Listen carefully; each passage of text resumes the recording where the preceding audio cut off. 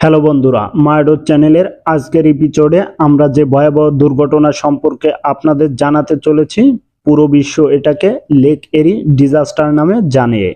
এই ভয়াবহ দুর্ঘটনায় 16 জন মারা যায়, আর যে দুজন বেঁচে ছিল তাদের মুখ থেকে যে ঘটনা শোনা যায় তাতে পুরো পৃথিবীর মানুষ কেঁপে উঠেছিল।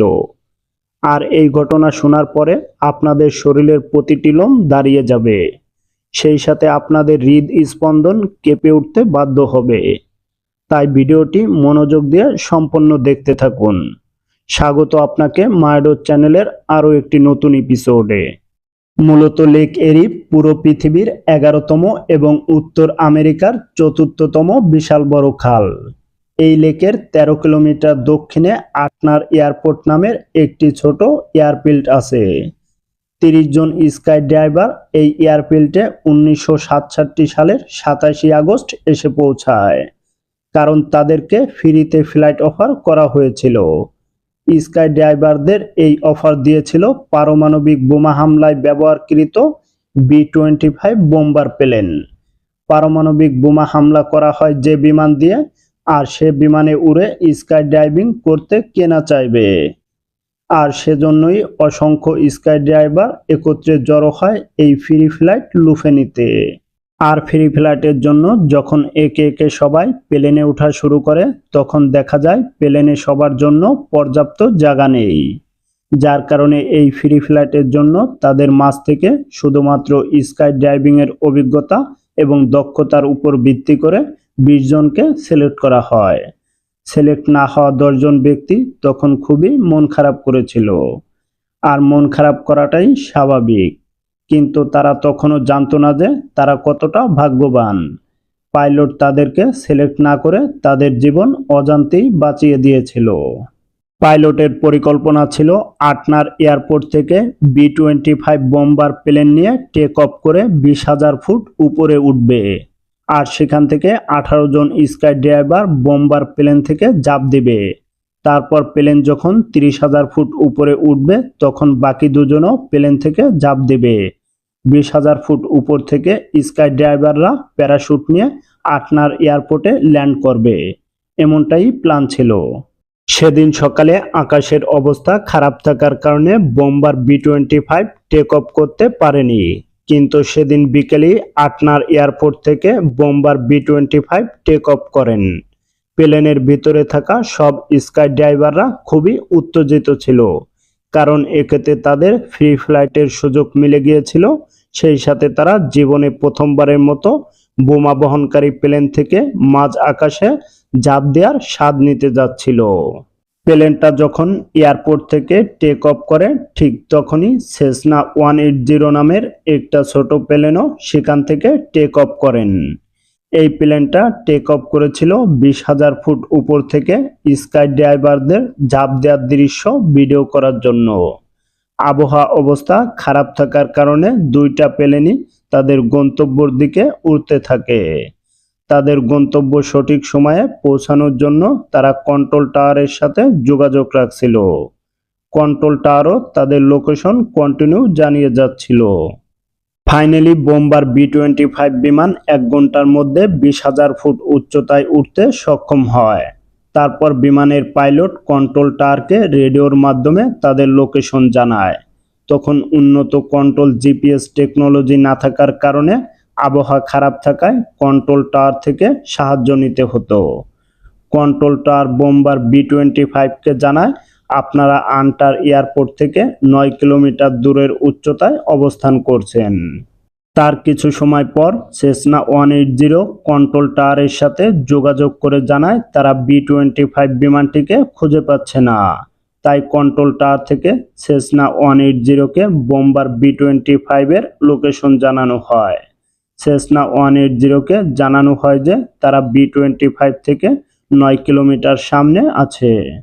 তাহলে ম্যাপ অনুযায়ী আটনার এয়ারপোর্ট থেকে 9 কিলোমিটার দূরে B-25, আর B-25 থেকে 9 কিলোমিটার দূরে সেসনা 180, অর্থাৎ আটনার এয়ারপোর্ট থেকে 18 কিলোমিটার দূরে সেসনা 180 অবস্থান করছিল। বোম্বার B-25 পুনরায় কন্ট্রোল টাওয়ারের কাছে তাদের অবস্থান জানতে চায়। কন্ট্রোল টাওয়ার থেকে জানানো হয় বোম্বার বি-25 বিমানটি অলরেডি 20,000 ফুট উচ্চতায় পৌঁছে গেছে এবং কন্ট্রোল টাওয়ার থেকে জানানো হয় এখন 18 জন স্কাই ড্রাইভার জাম্প করতে পারবে। আর ঠিক তখনই 16 জন স্কাই ড্রাইভারের জীবন কেড়ে নেওয়ার ছোট একটা ভুল ঘটে যায়। কিন্তু নিয়তির কি পরিহাস সেটা তখন পর্যন্ত কেউই জানতো না। 20,000 ফুট উচ্চতায় তাপমাত্রা -30 ডিগ্রি ছিল, যার কারণে তারা সবাই ভারী সব জাম্পস্যুট পরেছিল। এরপর 18 জন পর্যায়ক্রমে জাম্প করতে থাকে, যাতে করে তারা 18 জন হাতে হাত রেখে পাশাপাশি থাকতে পারে। জাম্প করার কিছু সময় পর তারা নিচের দিকে মেঘের একটা ভারী লেয়ার দেখতে পায়। তাদের প্যারাশুট প্যাকটা সঠিক সময়ে খুলে যাবে সে ভরসায় তারা 20,000 ফুট উপরে শূন্যতায় ভেসে থাকার মুহূর্ত উপভোগ করতে থাকে। কিন্তু যখনই তারা ভারী মেঘের লেয়ারটা অতিক্রম করে, ঠিক তখনই তাদের সমস্ত এক্সাইটমেন্ট দুঃস্বপ্নে পরিণত হয়ে যায়। তারা হতভম্ব হয়ে দেখতে পায় তাদের নিচে কোনো মাটি নেই। সেই সাথে তারা অবাক দৃষ্টিতে দেখতে পায় যে লেক এরির গভীর বিস্তৃত পানি থই থই করতেছে, যার কোনো সীমানা তাদের চোখে পড়ছিল না। আর এ সময় তাদের উচ্চতা ছিল প্রায় 3,000 ফুটের কাছাকাছি। তখনই তারা সবাই যার যার প্যারাশুট সুইচ অন করে ফেলে। তাদের সকলের উদ্দেশ্য ছিল প্যারাশুটে ভাসতে ভাসতে কোনো রকমে যেন পানির সীমানা পার হয়ে মাটিতে ল্যান্ড করতে পারে। কিন্তু তাদের দুর্ভাগ্য যে তারা যেখানে ল্যান্ড করেছিল সেখান থেকে মাটি ছিল প্রায় 10 কিলোমিটার দূরে। স্কাই ড্রাইভাররা ভেবেছিল সমুদ্রের পানিতে পড়ার পর যত সময় সাহায্যের জন্য কেউ না আসবে তত সময় তারা সাঁতার কাটতে থাকবে। কিন্তু ঠান্ডা তাপমাত্রা থেকে বাঁচার জন্য তারা যে পোশাক পরেছিল সেই পোশাকের জন্যই তারা সাঁতার কাটতে পারছিল না। তবে এদের মধ্যে 2 জন স্কাই ড্রাইভার মাটিতে ল্যান্ড করার আগেই জুতা, গরম কাপড় এবং অপ্রয়োজনীয় ভারী জিনিসগুলো খুলে ফেলেছিল, যার কারণে তাদের ল্যান্ড করতে সময় বেশি লেগেছিল।